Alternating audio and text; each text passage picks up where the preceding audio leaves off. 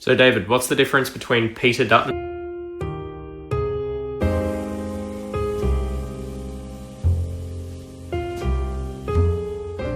Hello and welcome to episode 18 of the Pomcast. My name is Jared. I'm David. And he's feeling a little bit unwell. Yep. Yeah. He's been sniffling and groveling and been like... It's not really feeling unwell, it's just my nose is a tap. Yeah, he sounds unwell. It's actually quite funny. I've been unwell in these podcasts, and now David's unwell. It's like a nice little loop. Where are you? Yeah, I gotta look. So, apologies for this coming out slightly late. We're a day behind because I've been working a crap load. And I'm very much looking forward to my one day off this week on Wednesday. So, yeah, we've been not doing a huge amount, but we have been... I do things all the time. You do things, but do things. I do things. You've been... Have you been doing music stuff, or you've been doing art? You've been doing a lot of things. Yeah. Watching Rocket League until 2 a.m. That's one of them. Yes. Amongst. Yes. I still think you should have slept in. If you're going to stay up until 2 a.m. to watch Rocket League, sleep in a little bit later than 7 o'clock. Throw off my cycle of sleeping, because then I won't be tired. Even if it was just an hour. Well, you normally go to bed at midnight, so just do an extra hour and then just fall back into the pattern again. Oh. It's not like you have any other time restrictions or anything else to do. Wow. Thanks. Well, not that my sleep pattern's nothing to go by either, but I usually get to sleep about midnight and then I'm up at about 6:30, 7 o'clock in the morning, so 7 hours sleep. If that. Anyway, I'm instead of having a rant about politics later on in these podcasts, I've decided to do, towards the start, I've focused on one thing, and I'm going to call it a politics titbit. And so this week, it was yesterday. Wait, a titbit? A titbit. It's a titbit. You mean a tidbit? A titbit. Tit. Okay. Whatever. I'll bring it up on my phone and I'm going to show you, because I wanted to look this up as well. I was like, is it a tidbit or is it a titbit? Titbit, a small piece of tasty food, as a noun, or a small and particularly interesting item of gossip or information. A titbit, not a tidbit. Weird. I have corrected myself on that one. So, politics titbit. Yesterday, Bill Shorten... Don't laugh. Be a tit. Yeah, be a tit. Yesterday, Bill Shorten, the leader of the Australian opposition, gave an interview with Barry Cassidy about having fixed terms in the federal parliament. Now, this is a really, really good idea. He floated the idea that having 4-year fixed terms, as they do with most of the state parliaments in Australia, to give more certainty, as well as offering a bigger time frame for Parliament to actually push through changes and reform. Because currently we have a system where an election has to be held within 3 years of the previous election. And the time that happens is solely on the Prime Minister and him consulting the members of his party and other people. And him or her, sorry, I should say that. So you have to have fixed terms will not only help the public and get it into a mindset. We'll have it on the third Saturday of August every 4 years. So to give Parliament a better time frame to do things, but we have to have a referendum if we were going to push it out to 4 years. So regardless of how this argument goes out, if it does come up, fixed year terms are a good thing. They work really well. So if we have a referendum on this, say yes, or if Parliament deems it to change it so it's a fixed term of 3 years in the federal Parliament, don't argue with it. It's a good thing. It provides certainty, and then you're not going to have random shock double dissolution elections that mean nothing and screw up the country more. Good job, PM Malcolm Turnbull. So yeah, thank you. Titbit for the week. And I'm not going to go on anymore. Bit of tit. Just a tit. Should do a jingle for that. No. Alright. So, David. How you doing? What came out this week that was particularly interesting on the YouTubes? A trailer for a certain thing that you keep yelling at me to read. Oh. Yep. Ready Player One is a book. It is by a book. Ernest Cline. And Whoever that is. it receives very good reviews. It's because it's cool. It's Yeah. pretty cool. I have been meaning to read it for a long time, but I keep buying other books. Stop it! Read the bloody book, you fuck. I don't tell you to do things, so shut You up. do? Like buy milk. Please take Yeah. out the rubbish. Yeah, read a book. At least my suggestion is a bit nicer.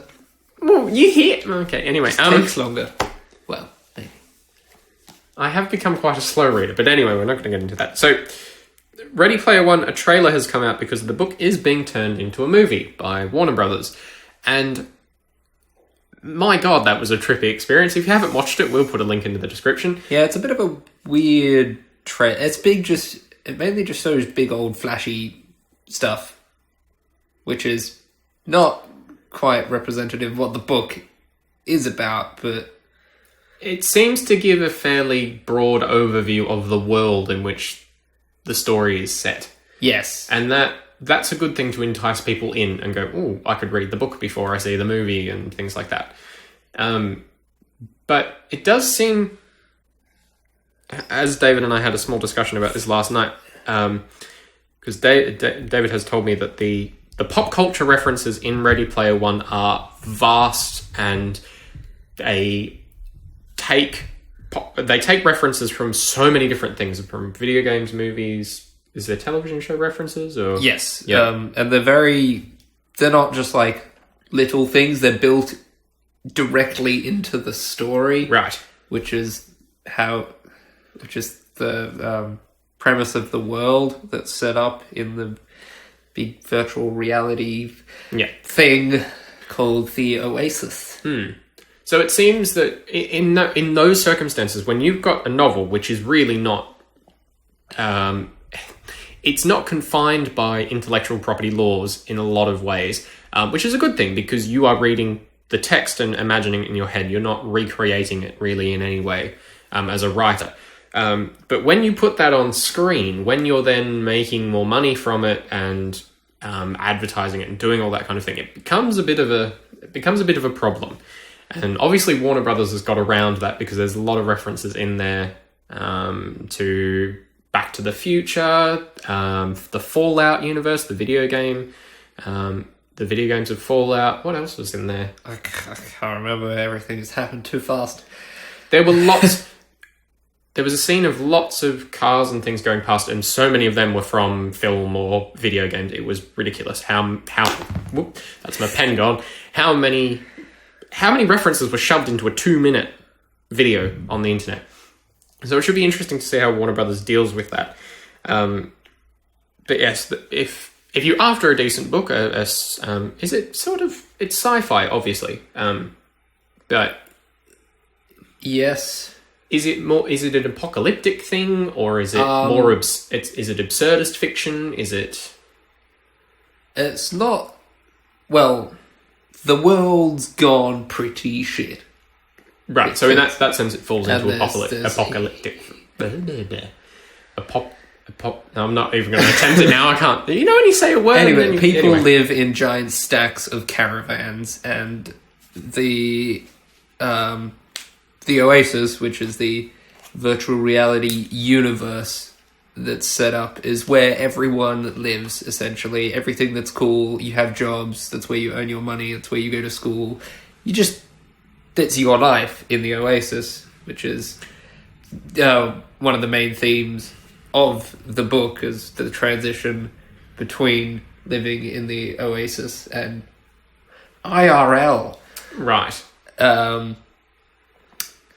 Yeah. Okay. Where was it? Yeah. And, and then there's like the big...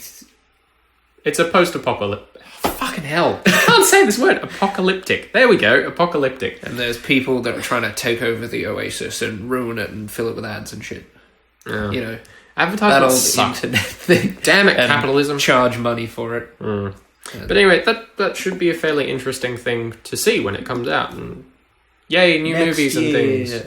I'm just going to not watch any more. Also, another movie that's coming out next year is The Incredibles 2. And oh my god, I am so excited about this. The Incredibles came out in 2004.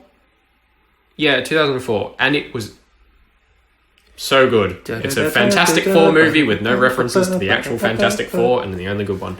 And the music was stunning. And they have the same score creator, the same music creator coming back in to do The Incredibles 2. And this makes me really happy. The music from Pixar's... Well, the music from Pixar movies is fantastic anyway, but The Incredibles stands out, as does Monsters, Inc. Monsters, Inc. and The Incredibles, just great music. Big, full orchestral scores, as well as stage bands and big bands and things like that. Damn, it's so good. I'm really looking forward to it. 2 movies come out next year. Yes. Now. Left. Up. Q. Hello? Are you inputting a cheat code, or...? It didn't work. No. So, as you know, words are really not my friend. We're recording at like 9:30 in the morning, and we're used to doing this at an evening or an afternoon, so this is fun. It is fun. I'm having fun. Yes. We spend an awful lot of time on YouTube, David and I, and I'm sure that so many other people on the planet do. I don't spend all my time on YouTube. I do other things at the same time. Yeah. It's a great resource. People make money off it. People have careers out of it, and that's a good thing. People do ruin it. Shout out to Logan Paul, you fuck. Yeah. Why are you a public nuisance? You are a twit. Stop it. So... a lot of people spend a lot of time on it, and one particular Australian that has made a bit of a name for himself with his rather unique way of speaking and commenting and critiquing stuff is, you may know him as Friendly Geordies, otherwise known as Jordan Shanks. Yeah. And what is he up to, like Channel 4, he said? I don't know. I don't even know what the other ones are. I don't even know he had any other channels. But a month ago, he started a new channel he just called it as the name, the channel Jordan Shanks. Self-titled. Yeah, that was great. Yeah. He ruined my thoughts of trains. Where am I? Brad's not here. You're making it worse. Alright, so... the channel is going to be dedicated to self-help, which sounds a bit wank, but it's not. Because what the fuck are you doing if you're not trying to improve your own life? So he is putting up unedited videos talking about, in the first 2, about being active and becoming successful to a certain extent. And they're actually quite good videos. They're a bit... You have to sort of get past his way of acting in front of a camera. But... which is to tell you something and then take on a persona of usually an Australian, sometimes an American. It's just a lot... Yams. Listen to his point, ignore him for 30 seconds, and then listen to the next point, and ignore him for 30 seconds. That's how I get through it. It's entertaining, though. It is somewhat entertaining. And the reason that he's done this, as he said, is that he believes that self-help should be taught in schools, and it's not self-help in the traditional sense of, like, sitting down and mindfulness and all that kind of stuff. It's about goal setting, that kind of self-help. And he made some really good points. Writing things down. So he's suggested in one of the videos to just write down 2 goals that you want to achieve by the end of the year. You've got 5 months to do it. That's fairly simple. And you have to go back, revisit them, and rewrite them. Because it solidifies in your brain. And write them in present tense. Right, yes, so write them in present tense. Not, I will have something. It's just like, I have something. Yeah, exactly. I have 3 toes. Because writing things down, as we have discussed before, actually helps solidify it in your brain. Whee! That's what it does. That's why it's there. And you then, because you've written it down, it's then at the forefront of your mind. It's a priority for your brain to address that thing that you have set, that goal that you have set in the present tense. So it's a good way to start doing small. It doesn't have to be a massive thing. It can be, today I want to write 500 words. Today It's fairly easy. It's only 1, 2, 3 in a space, and then 5 more. So funny. Please continue. Yeah. What's up? Today I want to go for a 3-kilometer walk. Well, today I will go for a 3-kilometer walk. That kind of thing. And he then goes on to talk about never majoring in minor things, which is such a nice, short, succinct little quote that it makes a lot of sense. Yeah. For you to then concentrate on a bigger goal, but also at the same time, I think adding to that, because if you only ever focus on a major thing, if you're down the bottom of a mountain and you're looking at the peak, that mountain can look massive, and you need to set goals as you're going up, saying I'm going to get to the base camp on the side there where that hut is, or you're breaking it up. So you need to look at the bigger picture as well and set goals with it, but always keep in your mind that you are getting to the top. And that's fairly simple. When you think about these things, about what he was talking about, everybody should know that. Everybody should do that. Yeah, Everybody should I be think it's actively also stuff to do when you... It's like all these little things that you think you have to do and worry about. It's like, no, that's fine. Just relax. But do things. Yes. But relax. But just do things. And this is... He then followed it up with that in his sort of way of saying, not only are you supposed to write the goals, but underneath that, write the actions on how you're going to get there.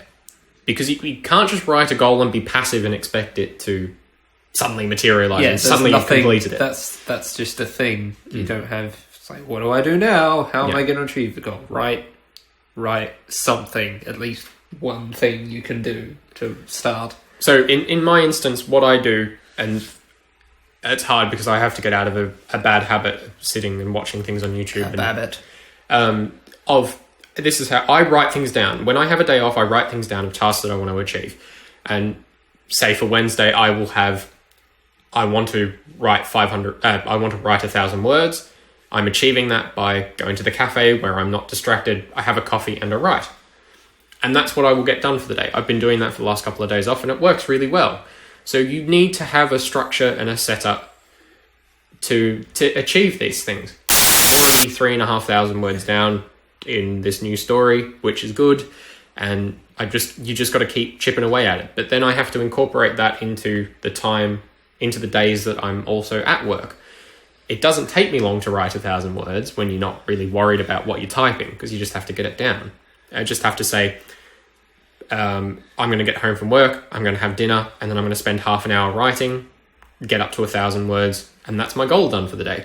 And you just have to structure it and actively think about it. So stop being passive, watching television or sitting on your phone or sitting on YouTube. Just being active about completing the goal. And start off small. Goals. When did you start setting goals? Or just like writing things down? Not maybe actively setting goals.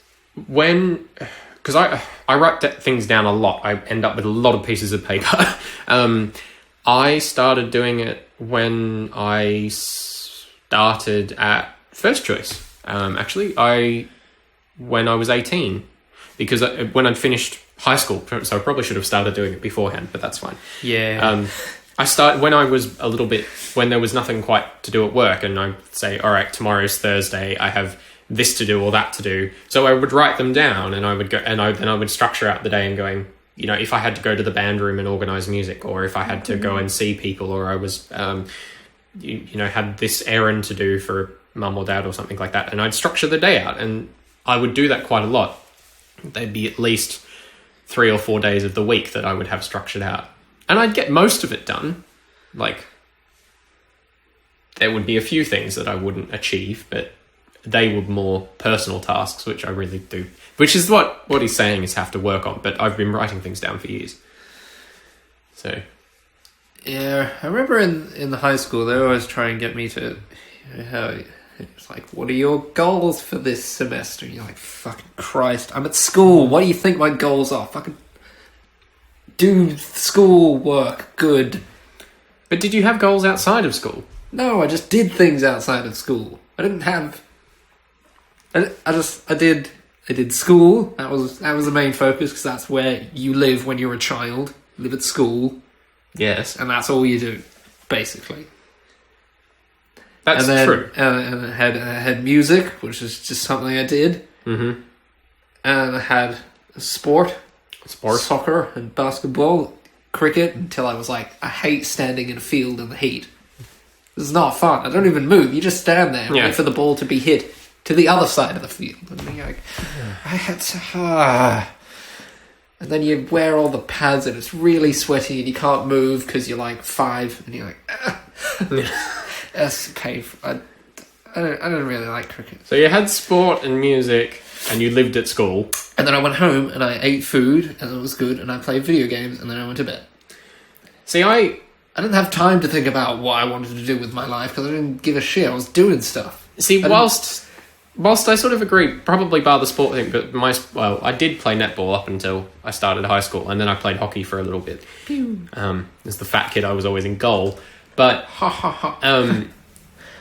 I had goals still. I was still actively thinking about things, and whilst I was a shit brass player when I started, obviously.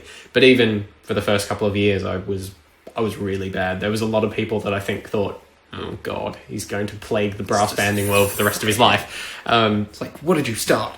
Like a year ago? Yeah. Yes. Yes. Oh. Well, you're still shit. Yeah. Like, I still had goals. Like, I was thinking to myself, it's like, all right, I have to practice for this competition or this concert's coming up, and I know that I've been actively thinking about things that are upcoming. I've always had something to work towards. That's why when we got here and I didn't have anything, I think that's when my brain broke, because I was like, oh my God. I don't know. I just don't remember having time ever like thinking about what do I want to achieve. I was just doing stuff. I didn't even think about where it was going. I was like, I just do this. Why? Because I don't know, it's fun, I guess. But anyway, what are your goals? It's like, I'm gonna do well at school. It's like, anything else? No, I hate this. Leave me alone. I was really salty when they tried to make me set goals. I was like, I don't have a plan. I'm not. But I'll do it later. You obviously set goals for yourself now. That's because I have a lot more time since senior secondary. You have slightly more time and slightly more independence.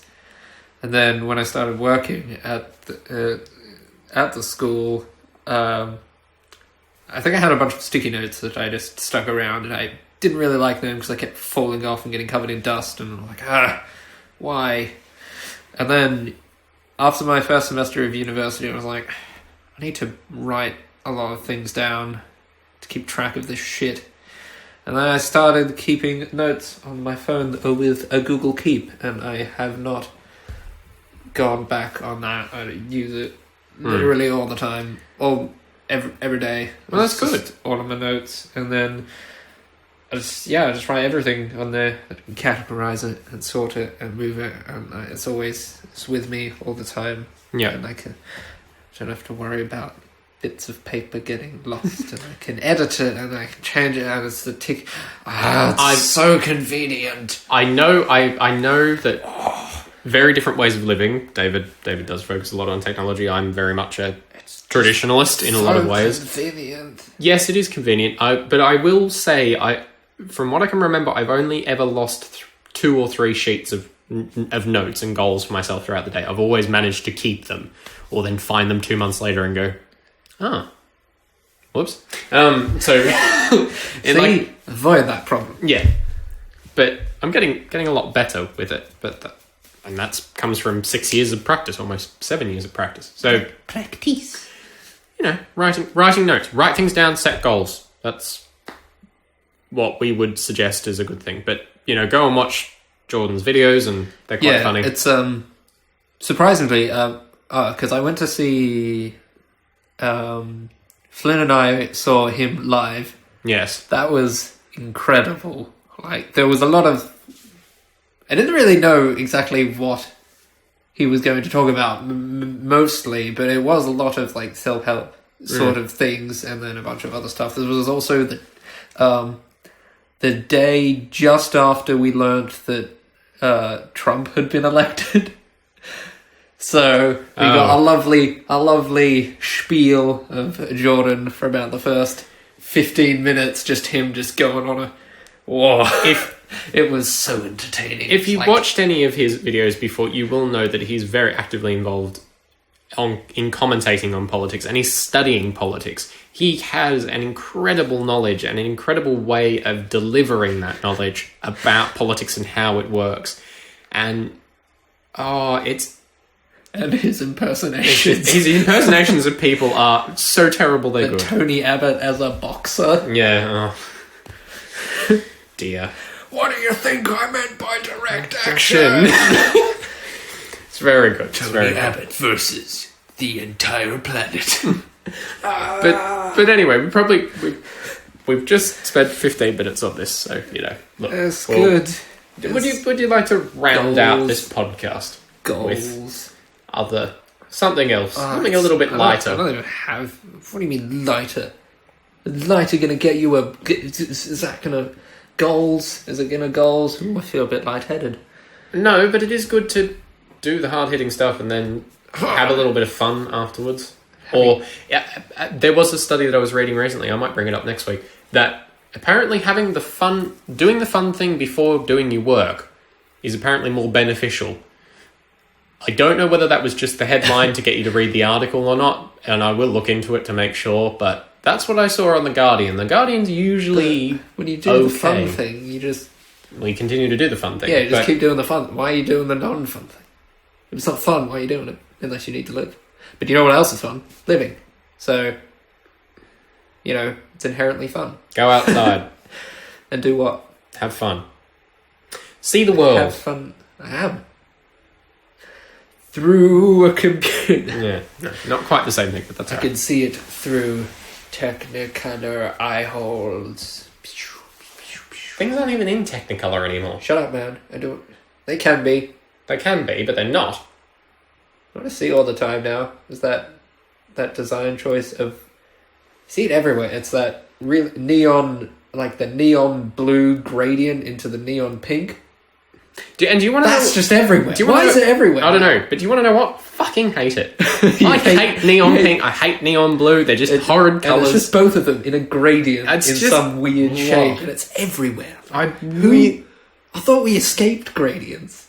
As did I. I really like block colours. And then they just went all out with the gradients. Just like, whoa. And they're not colours that mash together. That's the thing. It's really annoying. There was a doing web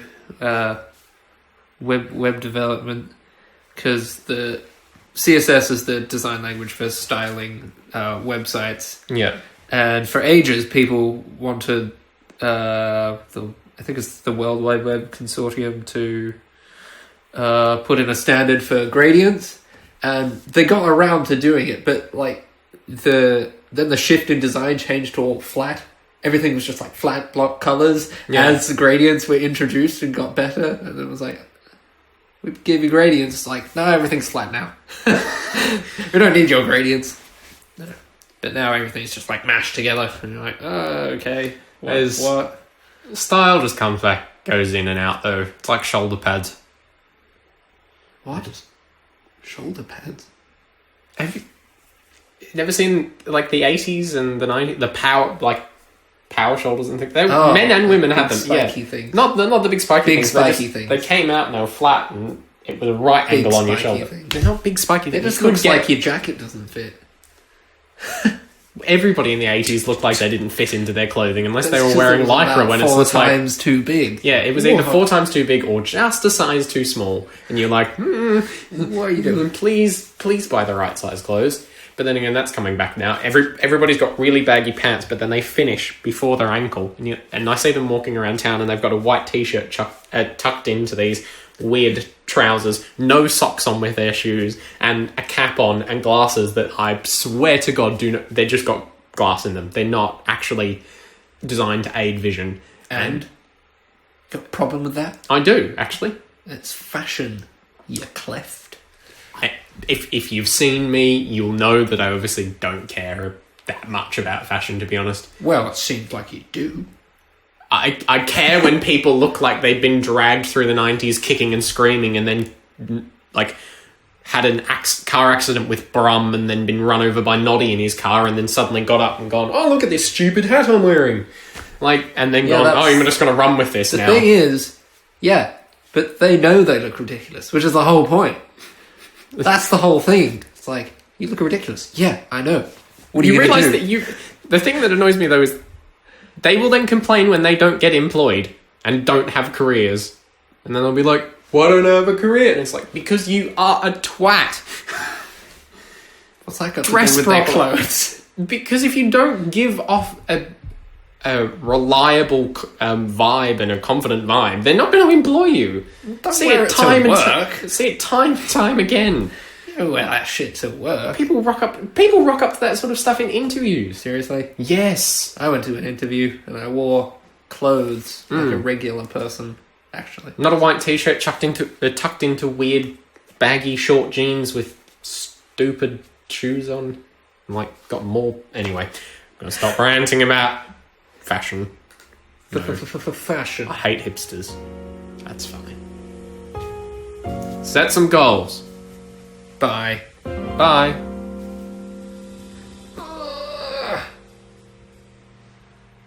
That's still recording. Yep. Oh. Great.